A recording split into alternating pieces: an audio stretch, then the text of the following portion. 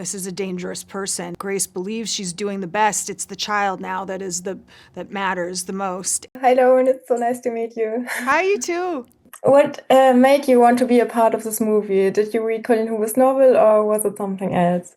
Oh, I had not read this book. I had read others of hers, and of course, I read this immediately when I got the part. But I just was so moved by the movie, and also really honored and pleased that they thought of me for such a dramatic part. And so I looked at it as a challenge, and I really connected to the script. I don't have any of these events in my life, but I just thought it really told a very relatable story, and so I was just so pleased to get to be part of it. I can only imagine. Yeah. And I also read that it was a female-led team only, like on every level. How did that impact the working on Reminders of Him? It was a really warm, wonderful experience. This is the first movie I've ever done directed by a woman, and so that in itself was something I felt really great about. And I had known Vanessa directed a friend of mine's book adaptation, a Netflix movie called Love at First Sight.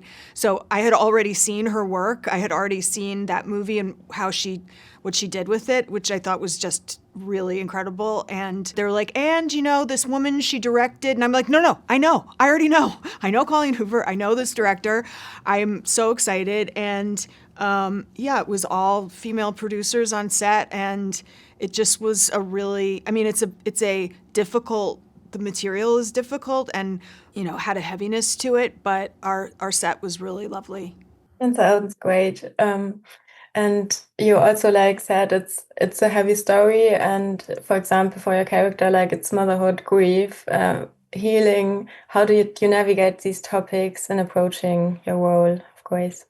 I don't know. I think what you want in a movie like this is to have a sensitivity of kind of where the character is in their journey, so that it's not the same kind of scene over and over. So that was really the challenge, was where is she exactly in her journey of forgiveness or of resentment? What will she show the child, and what will she try to keep from her?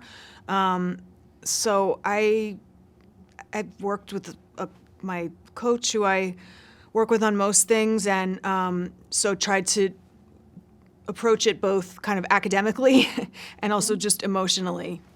Yeah, and also on the one hand, Grace only wants the best for Diem, but on the other hand, she's keeping her mom from her.